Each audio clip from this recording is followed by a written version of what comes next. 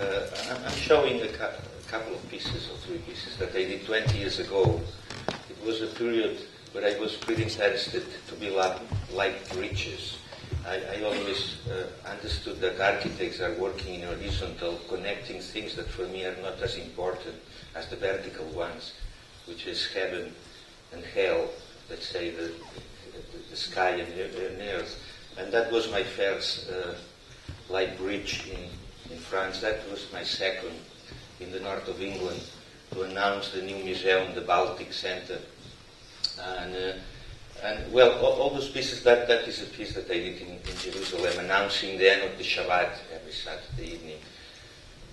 That is the last in London, up in the roof of the BBC Broadcasting House, which is announcing the beginning of the news at 9:30 every evening. Well, the reason is to talk about the fragility that the sculpture, even thinking about physical elements, could also be, because that piece appears and disappears in many of our cultures. And that is a beautiful view of the city. And that was a little bit the concept when I was working with the Crown Fountain, that project that I did several years ago in Chicago, the idea of a conversation to link dualities. That means the amazing space between 2 people talking, or a group of people and another, or 2 buildings, or whatever, or 2 cities, or 2 cultures. This amazing space in between that it seems that sucks the space in and the energy all around. Okay, that it's this duality. As you probably know, I was born in the Mediterranean area, but I don't swim. I don't float. It was impossible. And it was a big problem for my mother, and she was always permanently insisting to teach me the way to swim, and it was impossible. And I always felt very guilty about that problem. Since one day with my friends in Jerusalem, they took me down to the Dead Sea, and I was swimming. And then I realized that the problem is not you, is to be in your right context. That means, and it was always dreaming to do a project where water was important. As you know, it's an important part of our body. But also to walk on the water, this dream that you can enjoy humility, this fantastic idea that something as water that normally is used as a decoration in cities, as a reminder of nature, or just to make something beautiful, self-building, could be something interactive with you. And I will enjoy also to reintroduce the idea of gargoyle in the public space. As you probably know as well, I'm working a lot with words, with letters.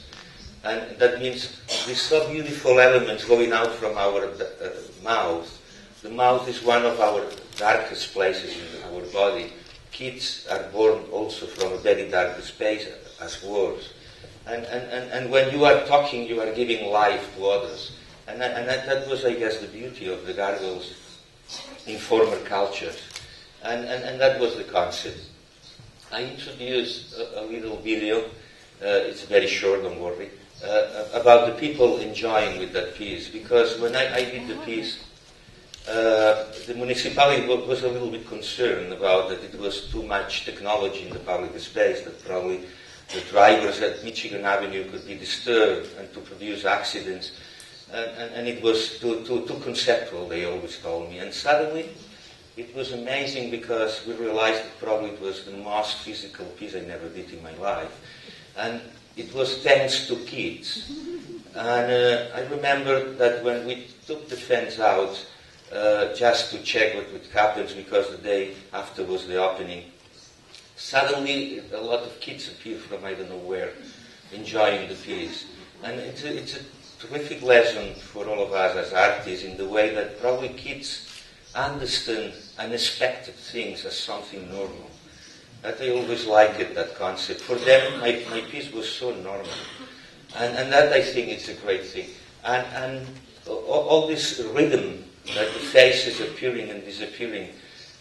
I filmed 1,000 faces of people living in town, all kind of people, to trying to make a big mosaic of those people that really are building up the city. A city is not just architecture, it's mainly people. generations and generations overlapping and creating something that we can say Chicagoans or people living in one city. And that was my homage to the Anonymous, this idea of who knows the name of those guys, but in front of this piece, watching this girl or this old man, we can recognize your daughter or your grandparents, etc. The rhythm of the piece was immediately understood by kids, obviously, and they were counting 10, 9, 8, 7, 6 to feel the cascade of water when the faces stop to shoot out water from their mouth. And that means it's also an homage to the rhythm of life and time, because I'm very proud now when the spring is arriving, the newspapers in Chicago are announcing spring is here, the Crown Fountain is working. That means during winter the faces are also on, but not the water, because it's a very cold city, as you know. I also introduce elements of water, but mainly faces, as you see. It's random. The computer are selecting faces, and they have this kind of dialogue, a very silent dialogue. In the mostly part of my work, I've been trying to introduce silence. Why, I don't know, but I guess that our time is so noisy that we have probably to produce the silence in the way. And I've been developing this kind of sitting figures. That was a permanent piece that the National Sculpture Center in Dallas just acquired from me after my show. And it's those, or this kind of group of figures in Nice, in south of France, with the, I call conversation, because they are changing colors in a very silent way. Colors are also a kind of language in themselves. Or my fat angels, I represent this kind of fat figures coming out from the walls, because I guess they represent pretty well ourselves. We are too fat to fly. But even with our default, we can illuminate life. I love that possibility. With all our problems, we generate this kind of lightness that could help us in the darkness. That was in Yorkshire, where I have my show right now. That was in Dallas. Also, the way to explore what we have inside. Because normally we every day watch our face in front of us in the mirror, but we don't know what it looks inside. I always worry about that problem, and I developed this kind of very subtle meshes that seems like a ghost appearing, and you can see through, because we are part of the space that we are. And many times I'm worried because we can blind what we have behind. And one of the obsessions is permanently to keep the transparency of the objects, and even shadows are more important than the piece in itself. That is an installation right now in Yorkshire Sculpture Park in the north of England, and when you can see this beautiful British landscape, the gardens in England are amazing, and the head's just there, and the landscape and head becomes one. Humanity and nature just get as one. Or those pieces up in the north in Sweden, and covered with snow, and they become part of the landscape.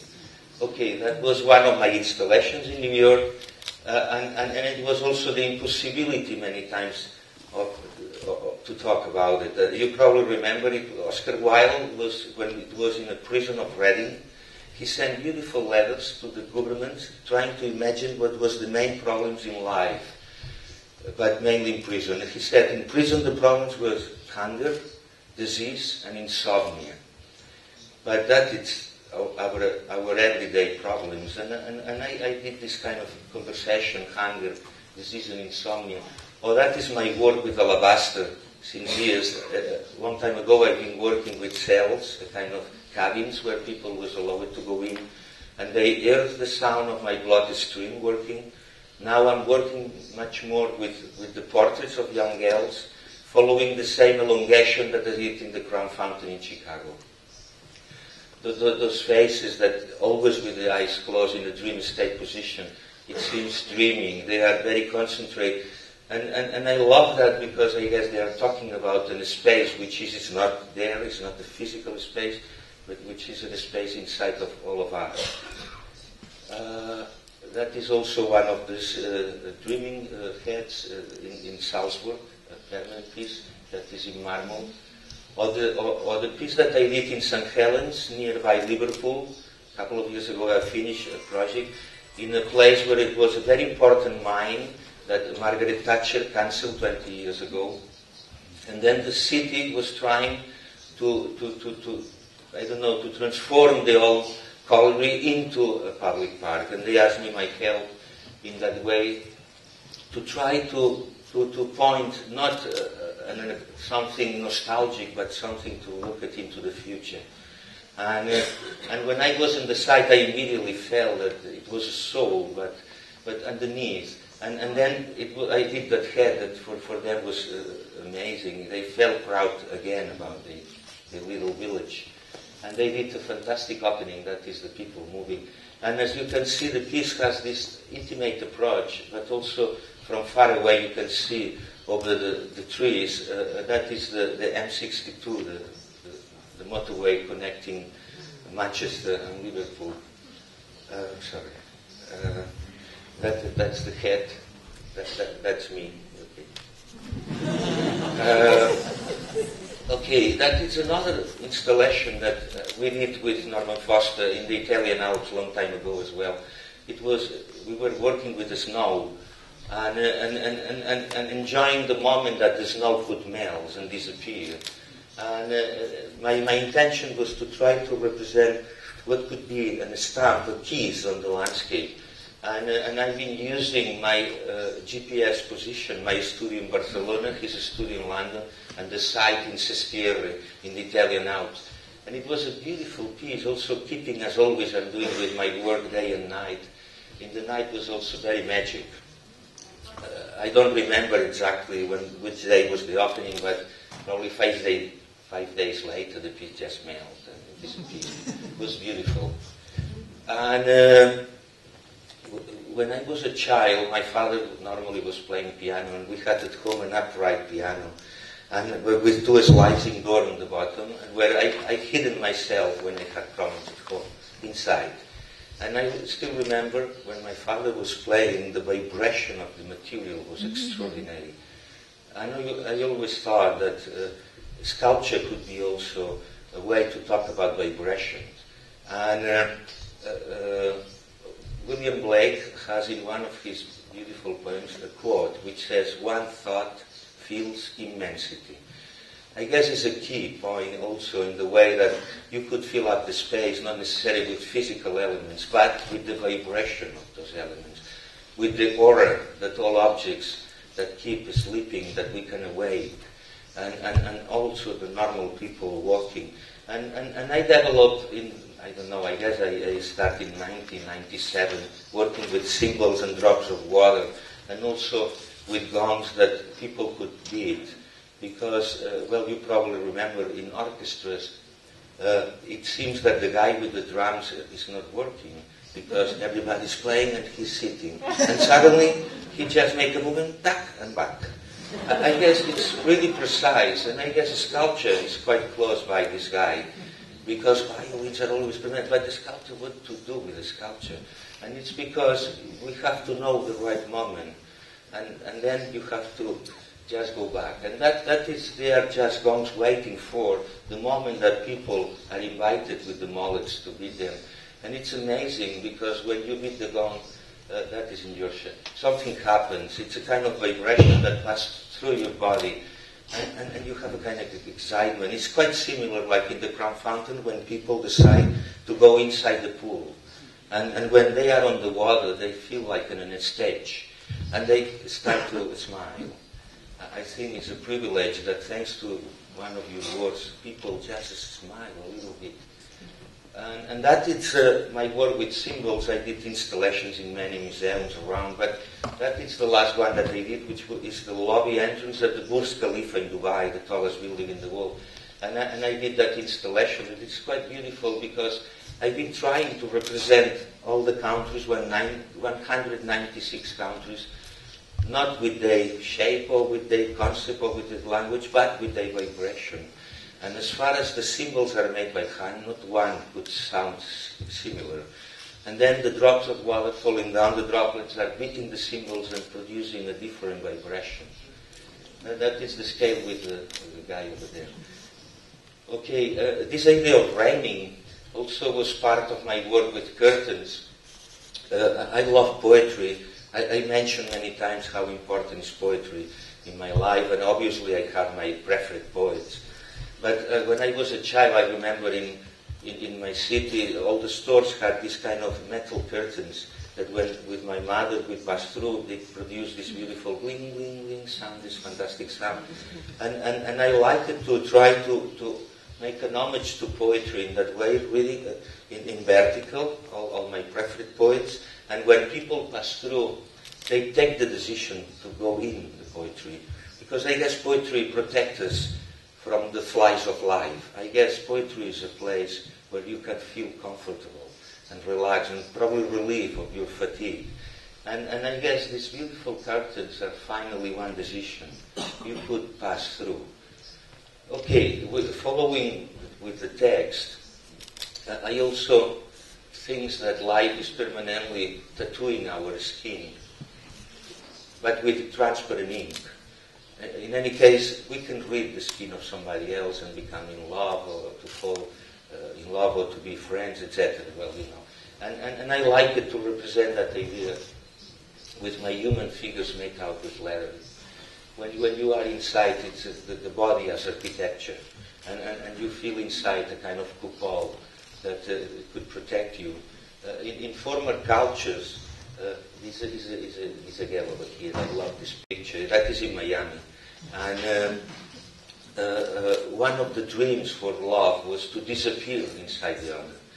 And that is one of part. That is in Chatsworth. We were talking before. And that is I installed recently that piece in last January in the entrance of the MIT in Boston. And I've been using another kind of alphabet, which is the mathematical alphabet. I'm using music alphabet also, with the strapes and notes. And using in many cases, sometimes I have new supporters. That is in Yorkshire. And I'm mixing the different alphabets. Many times I'm using Hebrew, Arabic, Japanese, Chinese, Russian, Greek, and Latin. That is the mostly part of times I'm using as a metaphor of our globality. You know, here there are also other alphabets that I did a project in Singapore, and I'm using Tamil as well. And that is in Moscow, and it's funny to see through, you know, how beautiful it seems, everything the other side. And that is in Frankfurt, which a piece in the central court of the university in Frankfurt, and it was on a snowing day, and you see all the beautiful lettering just with the snow. It seems a rain or snowing. And that is the last project that I did with architecture. It was in Ogijima. It's a little island in Japan, in the south of Japan. I finished the project last year. And I did a little pavilion, like an island in the island. This little island is very famous because it's completely covered by flowers for a period of the year. There's a lot of visitors coming to visit the island, and they asked me a place where to welcome the visitors. And I did this little pavilion, which I guess it's very nice because the roof is made out with all those letters, with the different alphabets, and the rest it's almost transparent. My intention was to try to imagine the house like a shelf of an oyster. Let's say one side was physical, and the other side was, as you can see, the reflection on the water of the roof. And that is me again walking through. But I guess that is one of the most beautiful ideas of home, especially if you are working in front of the sea. And just to finish, I'll show you the last project that I did this year in New York at the Madison Square Park. I decided to install a hat again, like an alien arriving when a forage arrived in town. And I call this project Echo. You probably remember Echo was part of the Greek mythology, and she was a nymph that Zeus fell in love with her as always, and she was in love with Narcissus. And this situation was a problem for her because Zeus condemned her to... Oh, it's a problem. Okay. Zeus condemned her to repeat always the words of others, but not her own ones. And I guess it's probably one of the problems of today, that we finally don't know anymore if our words are part of our intention, or we are just repeating messages from others. And I guess it was, wow. That is Zeus.